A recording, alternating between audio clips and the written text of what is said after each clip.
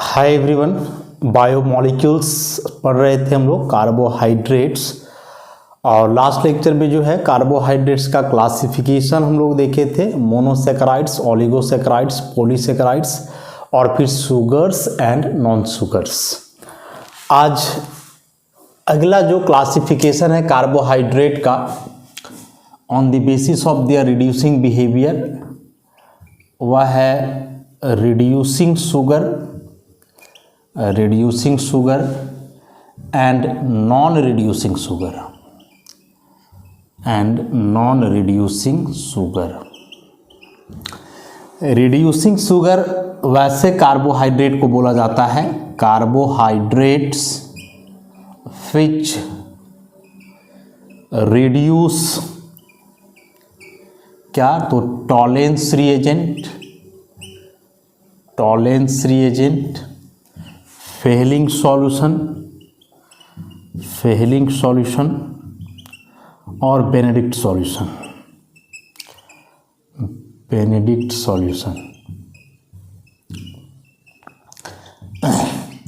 वैसे कार्बोहाइड्रेट जो इन रिएजेंट्स को रिड्यूस कर पाता हो, ये रिएजेंट्स क्या है देखेंगे अभी हम लोग, लेकिन ये तीन है, Tollens reagent, Fehling solution, Benedict solution. तीनों को रिड्यूस करेगा, किसी एक को भी करेगा फिर भी चलेगा, लेकिन जो एक को रिड्यूस कर देगा वह तीनों को कर देता है, इसलिए सारे रिएजेंट को रिड्यूस करेगा। तो नॉन रिड्यूसिंग शुगर मतलब हुआ फिर कि carbohydrates which do not reduce Tollens reagent, Fehling solution and Benedict solution. तो बस यही केवल अंतर है। रिड्यूसिंग शुगर में जो कार्बोहाइड्रेट इन तीनों रिएजेंट को रिड्यूस कर दे वे रिड्यूसिंग हुए, जो इन रिएजेंट्स को रिड्यूस नहीं कर पाता हो वह नॉन रिड्यूसिंग शुगर कहलाएगा। एग्जाम्पल में इसमें आता है ऑल मोनोसेकेराइड्स, जितने भी मोनोसेकेराइड्स हैं सभी रिड्यूसिंग शुगर होते हैं, मतलब इनको रिड्यूस कर देते हैं। इसी में से डाइसेकेराइड भी कुछ हैं, तो डाइसेकेराइड मेनली तीन होता है, मेनली जो मोस्ट कॉमन है सुक्रोज, माल्टोज और लैक्टोज। तो उसमें से maltose and lactose are reducing sugars, while sucrose और जितने भी पॉलीसेकेराइड्स हैं, स्टार्च, ग्लाइकोजेन वगैरह, वे सभी नॉन रिड्यूसिंग होते हैं। ये वेरी इंपॉर्टेंट याद रखिएगा। सुक्रोज वह डाइसेकेराइड है जो नॉन रिड्यूसिंग है। देखो डाइसेकेराइड माल्टोज भी है, लैक्टोज भी है, सुक्रोज भी है, लेकिन माल्टोज और लैक्टोज रिड्यूसिंग शुगर है, सुक्रोज नॉन रिड्यूसिंग। तो ऑब्जेक्टिव क्वेश्चन के लिए बहुत इंपॉर्टेंट है, ध्यान रखोगे। क्योंकि मोनोसेकेराइड सभी रिड्यूसिंग शुगर, पॉलीसेकेराइड सभी नॉन रिड्यूसिंग शुगर, तो बचा डाइसेकेराइड। तो डाइसेकेराइड में दोनों है, रिड्यूसिंग भी नॉन रिड्यूसिंग भी। तो नॉन रिड्यूसिंग में सुक्रोज है और बाकी माल्टोज, लैक्टोज किसमें आ गया, रिड्यूसिंग शुगर में आ गया। तो यहाँ से बहुत इंपॉर्टेंट क्वेश्चन है, इसको ध्यान में रखना है। उसके बाद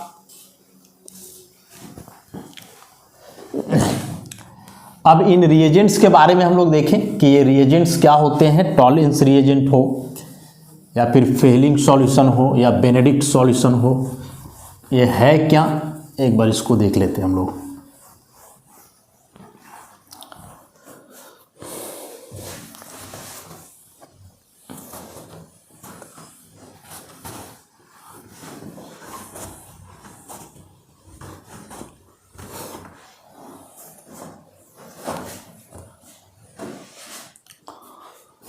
तो सबसे पहले टॉलेंस रिएजेंट की बात करेंगे हम लोग। टॉलेंस रिएजेंट, टॉलेंस रिएजेंट होता क्या है, तो this is ammoniacal silver nitrate solution, ammoniacal silver nitrate solution. Silver nitrate का अमोनियकल सॉल्यूशन मतलब अमोनिया में डिजॉल्व रहेगा, तो वह कहलाता है टॉलेंस रिएजेंट। अब है क्या, कैसे इस रिएजेंट को बनाया जाता है? तो बनाने का जो तरीका है वह है कि सबसे पहले सिल्वर नाइट्रेट के सॉल्यूशन को अल्कली के साथ डिजॉल्व किया जाता है NeOH। तो ये दोनों मिल करके बनाएंगे AgOH प्लस NaNO3। अब यह जो AgOH है यह वाटर लूज करके बनाता है सिल्वर ऑक्साइड, और यह silver oxide generally black precipitate होता है, ब्लैक PPT। देखो, जो चांदी का ज्वेलरी वगैरह हम लोग पहनते हैं तो देखते होंगे कि वैसे ही बहुत दिन के बाद उस पर काला काला कोटिंग चढ़ने लगता है, नहीं, ब्लैक होने लगता है। तो जो ब्लैक है वो सिल्वर ऑक्साइड है, तो वही सिल्वर ऑक्साइड लिखे हैं कि ब्लैक प्रिसिपिटेट के रूप में होगा। अब जो यह ब्लैक प्रिसिपिटेट होता है सिल्वर ऑक्साइड का, इसको डिजॉल्व किया जाता है अमोनिया में, 4 अमोनिया, साथ ही रहेगा H2O अमोनिया सॉल्यूशन में। तो यहाँ से एक कॉम्प्लेक्स कंपाउंड बनता है 2AgNH3 का whole 2OH, and this is called Tollens reagent. यह एक कोऑर्डिनेशन कंपाउंड है, इसका IUPAC नाम लिखोगे तो diamine silver oxidation number 1 hydroxide, ऐसा, या अमोनिया सॉल्यूशन हुआ। या इसी को डायरेक्टली ऐसे भी दिखाया जाता है दूसरे तरीके से, कुछ बुक्स में मिलेगा ही कि सिल्वर नाइट्रेट है, इसको अमोनिया सॉल्यूशन से ही किए तो ये बन गया silver hydroxide plus ammonium nitrate, ऐसा। अब जो यह सिल्वर हाइड्रोक्साइड है वह टूटेगा तो बनाएगा Ag2O प्लस H2O। लेकिन यह जो Ag2O बनेगा, प्रैक्टिकली यदि इस रिएक्शन को आप समझोगे तो यह Ag2O वैसे ही नहीं रहेगा ना, ये ब्लैक प्रिसिपिटेट है, रिएक्शन मीडियम में अमोनिया का सॉल्यूशन है, तो ये दोनों आपस में रिएक्शन करके फिर से यही चीज़ बना देंगे, ये फिर से रिएक्शन करके वही बना देगा Ag2O प्लस NH4OH, यहाँ 4 ले लोगे तो वही चीज़ बन जाएगा 2AgNH3 का होल 2 और OH, साथ में H2O वगैरह यहाँ से कुछ कुछ निकलेगा ऐसे। तो बुक्स में कहीं कहीं यहाँ तक भी छोड़ देता है, जो सही नहीं है, क्योंकि यह जो बनता है ऑक्साइड, या ऑक्साइड अमोनिया सॉल्यूशन में फिर से डिजॉल्व कर जाता है और डिजॉल्व करके वही कॉम्प्लेक्स कंपाउंड बनाएगा। तो Tollens reagent main this one, इसको याद रखना है, डाइएमीन सिल्वर 1 हाइड्रोक्साइड, सिल्वर 1 इसका ऑक्सीडेशन नंबर है सिल्वर का, निकालोगे तो कैसे निकालते हैं, सिल्वर का मानोगे x, अमोनिया का तो 0 चार्ज होता है तो 0 × 2, OH का होता है -1 बराबर 0, तो यहाँ से x बराबर आ जाएगा +1, तो यही इसका ऑक्सीडेशन नंबर +1 है जो लिखा हुआ है। तो 2 अमीन था, एक सिल्वर हुआ, बगल में ऑक्सीडेशन नंबर, OH का हाइड्रोक्साइड लिखते हैं। तो Tollens reagent is the ammoniacal silver nitrate solution, जो बेसिकली कंबाइन करके या कॉम्प्लेक्स कंपाउंड बनाता है, और इसी को हम लोग बोलेंगे टॉलेंस रिएजेंट। अब यह जो टॉलेंस रिएजेंट है, इसके साथ रिएक्शन कोई भी कंपाउंड नहीं कर लेता है। इसके साथ जो रिएक्शन होता है उसको अब समझेंगे हम लोग। जैसे एक नॉर्मल अल्डिहाइड लिया जाए, अल्डिहाइड प्लस यह टॉलेंस रिएजेंट 2AgNH3 का whole 2 OH, this is Tollens reagent. अब ये दोनों आपस में रिएक्शन करेंगे और रिएक्शन करके बनता है कुछ ऐसा, O- NH4+, this is ammonium carboxylate, ammonium carboxylate plus 2Ag, जिसको हम लोग सिल्वर मिरर के नाम से जानते हैं, प्लस 3NH3 प्लस H2O निकलता है ऐसा।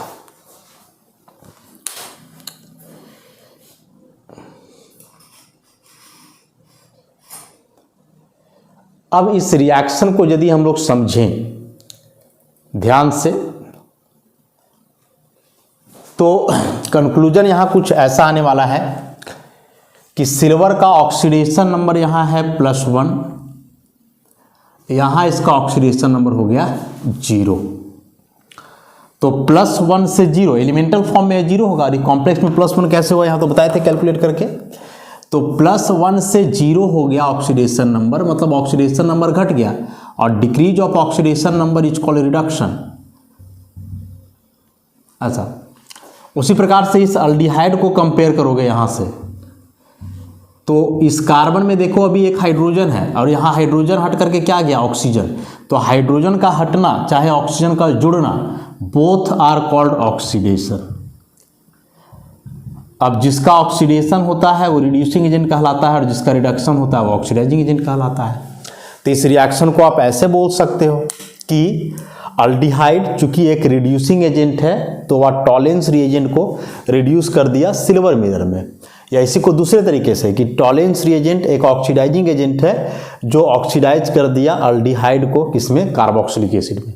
बनता कार्बोक्सिलिक एसिड ही है, लेकिन चूंकि वह एसिड है और रिएक्शन मीडियम में यहाँ बेस रहता है, तो एसिड बेस रिएक्शन करके वहाँ सॉल्ट बना लेते हैं, अमोनियम कार्बोक्सिलेट बना लेते हैं।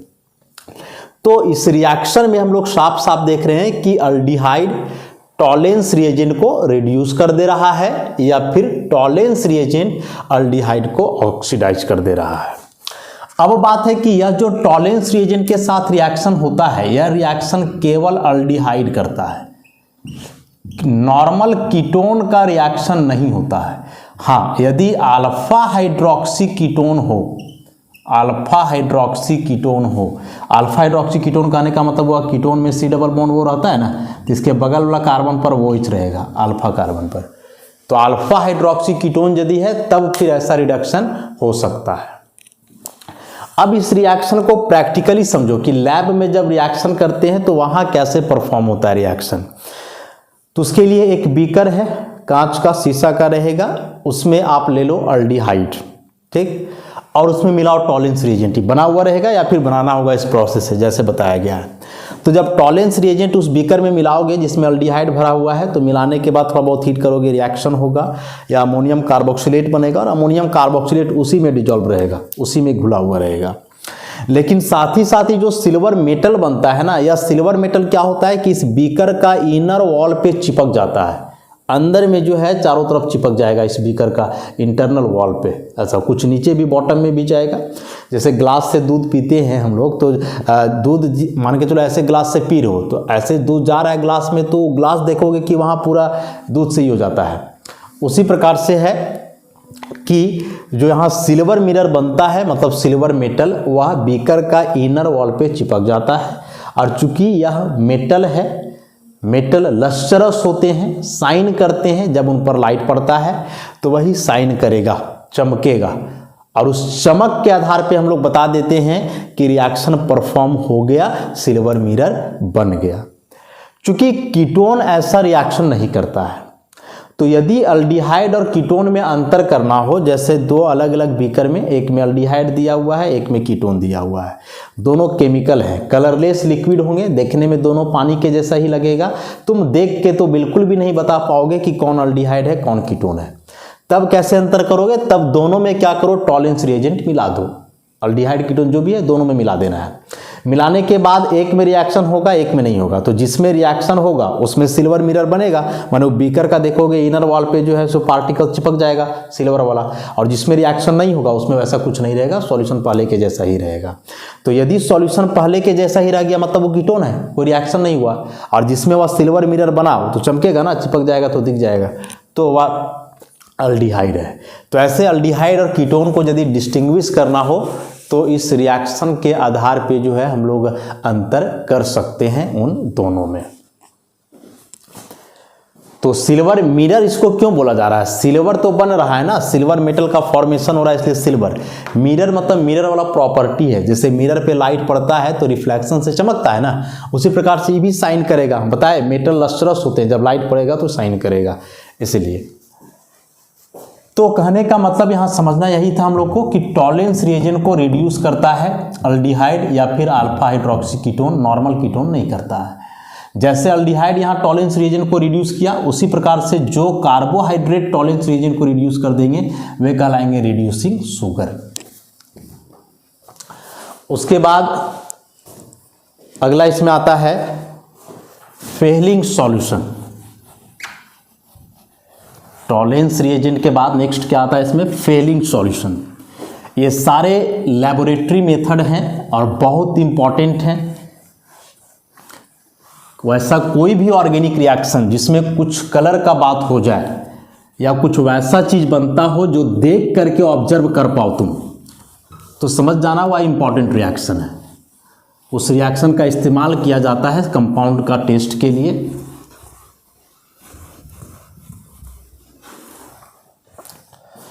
तो नेक्स्ट अब इसमें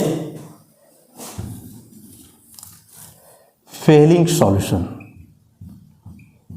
फेलिंग सॉल्यूशन, फेलिंग सॉल्यूशन दो प्रकार का होता है। एक होता है फेलिंग सॉल्यूशन ए, जो रहता है कॉपर सल्फेट पेंटाहाइड्रेट का aqueous solution. Copper sulphate pentahydrate crystal होता है, उसका एक्वस सॉल्यूशन वाटर में उसको डिजॉल्व करोगे तो डीप ब्लू कलर का सॉल्यूशन बनता है। ध्यान रहे कि यह पेंटाहाइड्रेट होना चाहिए। यदि यहाँ हाइड्रेट नहीं रहेगा ऐसे H2O तो फिर वह कलरलेस हो जाता है, इस बात को ध्यान में रखना है। उसी प्रकार से दूसरा नंबर में है फेलिंग सॉल्यूशन बी। यह क्या होता है, तो यह है aqueous solution of sodium hydroxide plus Rochelle salt. Rochelle salt, Rochelle salt क्या होता है, तो यह है potassium sodium tartrate. Tartaric acid का पोटासियम सोडियम सॉल्ट, ऐसे टार्टरिक एसिड हम लोग बोलते हैं इस कंपाउंड को।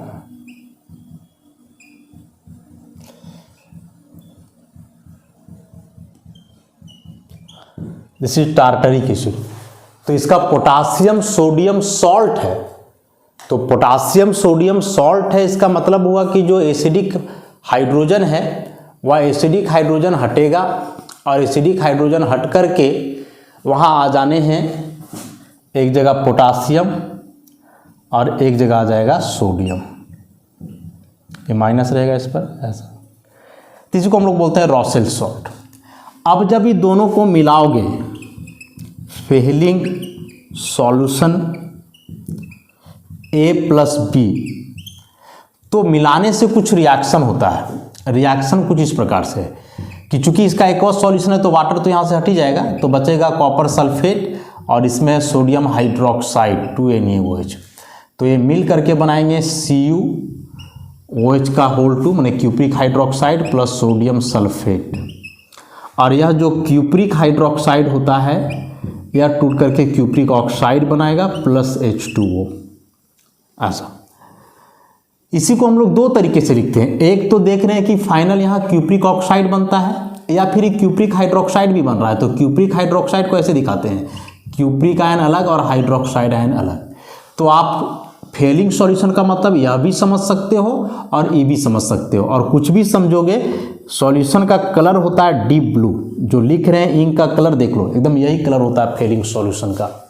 जैसे टॉलेंस रिएजेंट में था ना कि मिलने के बाद एक कॉम्प्लेक्स कंपाउंड का फॉर्मेशन हो रहा था, तो यहाँ जब इस सबको मिलाओगे कॉपर सल्फेट पेंटाहाइड्रेट का एक्वस सॉल्यूशन, सोडियम हाइड्रोक्साइड का एक्वस सॉल्यूशन, रॉसेल सॉल्ट, तो ये सभी मिल करके ऐसा रिएक्शन करते हैं। रॉसेल सॉल्ट अभी यहाँ कहीं इन्वॉल्व नहीं है, इसका रिएक्शन में कोई काम रहता नहीं है। क्या काम है इसका, अल्डिहाइड कीटोन वाले चैप्टर में डिटेल में आप पढ़ोगे।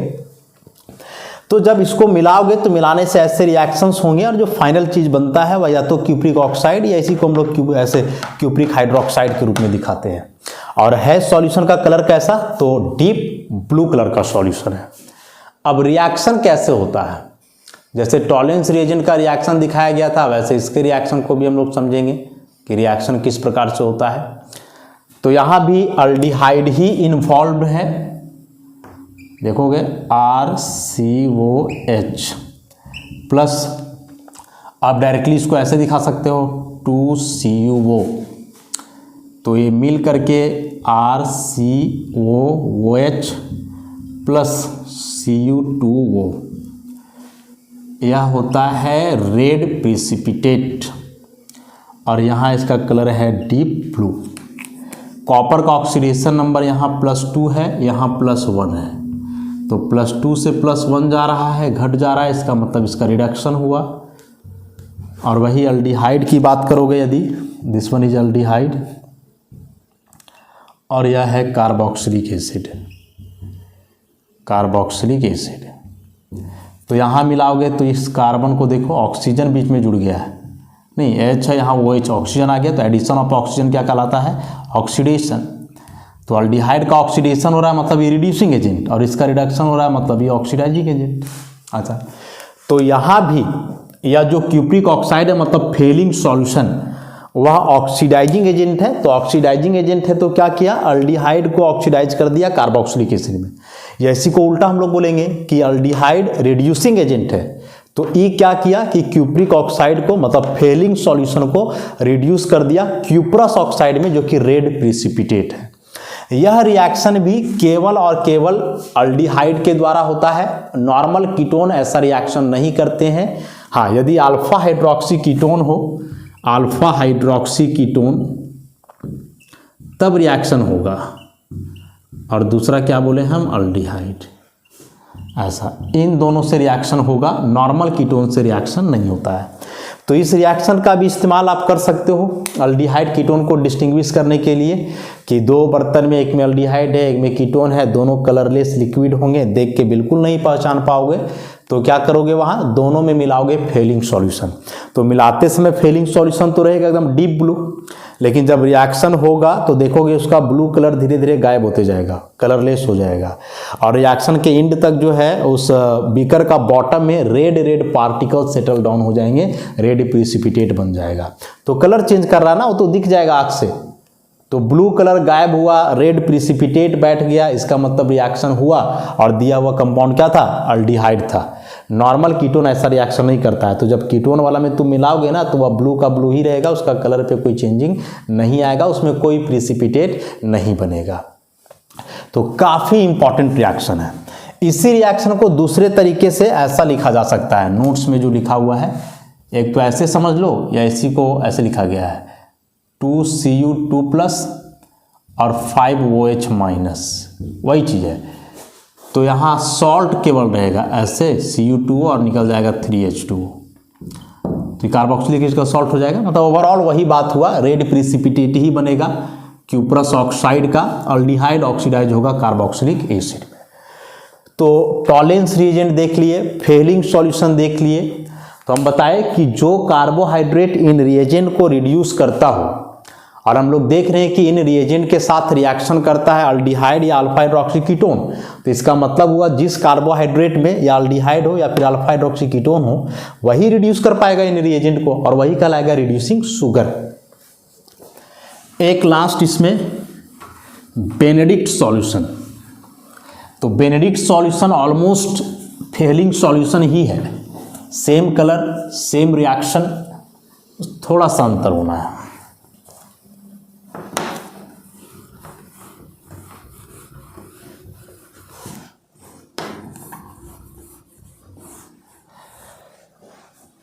बेनेडिक्ट सॉल्यूशन,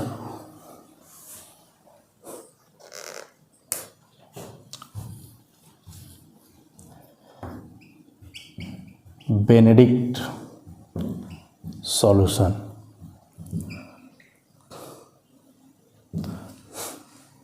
तो इसमें क्या क्या होता है, वही कॉपर सल्फेट का aqueous solution plus sodium carbonate का aqueous solution plus sodium citrate. Citrate मतलब सिट्रिक एसिड का सोडियम सॉल्ट। इस कंपाउंड को हम लोग बोलते हैं सिट्रिक एसिड।